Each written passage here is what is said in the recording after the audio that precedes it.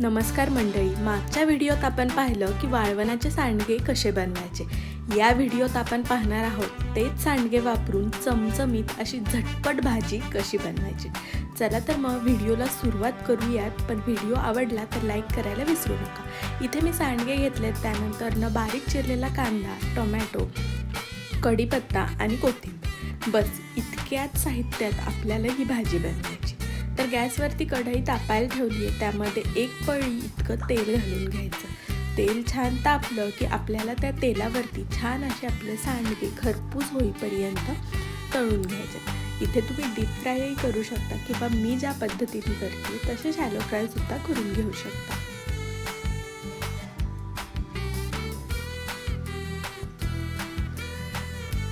बारीक गॅसवर या पद्धतीनं सांडगे भाजून घ्यायला आपल्याला 2 ते 3 मिनटं लागतात.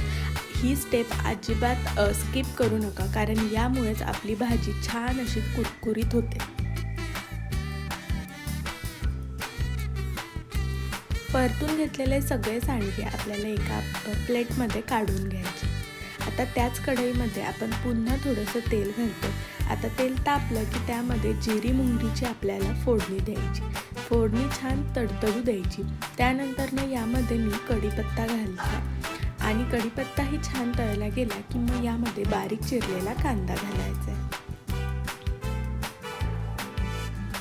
या भाजीला तुम्ही जितका जास्त कांदा वापराल तितकी ही भाजी चविष्ट होते, पण तुमच्या आवडीनुसार तुम्ही कांदा वापरू शकता. कांदा आपल्याला बारीक गॅसवरती छान असा परतून घ्यायचा आहे आणि कांदा परतत आला की त्यामध्ये आपल्याला टोमॅटो घालून घ्यायचा आहे. कांदा टोमॅटो आपल्याला जळवायचा नाही आहे, पण छान असा मऊ होईपर्यंत परतवून घ्यायचा आहे. आता इथे चवीपुरतं मीठ मी घालते. सांडग्यामध्येही आपण मीठ घातलेलं असतं, त्यामुळे अंदाजाने मीठ घालायचं. थोडीशी हळद घातली आणि पुन्हा इथे मी थोडासा काळा मसाला घालते. सोबतीलाच लाल तिखटही घालून घेतलं. आता हे छान आपल्याला मिक्स करत करत परतवून घ्यायचं. मसाले जळत आहेत असं जर वाटत असेल तर 1-2 चमचे यामध्ये तुम्ही पाणी घालू शकता.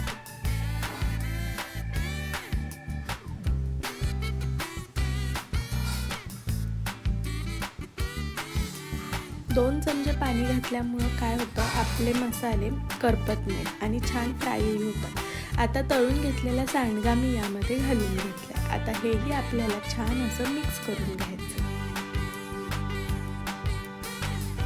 तुम्हाला अगदीच डाळ भातासोबत तोंडी लावायला किंवा तोंडी लावण्यासाठी ही सांडग्याची भाजी हवी असेल तर बस कोथिंबीर टाकून अशीच तुम्ही ही भाजी नक्की खाऊन बघा. अगदी अप्रतिम लागते. पण तुम्हाला जर चपातीसोबत किंवा भाकरीसोबत ही भाजी खायची तर थोडंसं पाणी टाकून आपल्याला हे सांडगे शिजवून घ्यायचे.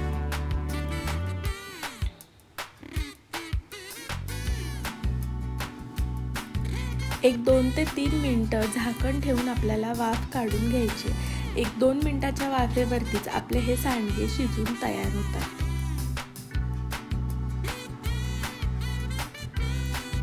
एखादा सांडगा उचलून आपण हाताने दाबून बघू शकतो. मऊसूत शिजला याचा अर्थ आपली सांडग्याची भाजी बनवून तयार झाली. आता यामध्ये तुम्हाला किती पाणी धरायचं तेवढं तुम्ही ठेवू शकता, नाहीतर सगळं पाणी आटवूनही घेऊ शकता. आता मी सगळं पाणी आटवून घेतलंय आणि यामध्ये छान अशी हिरवीगार कोथिंबीर घालून घेतली.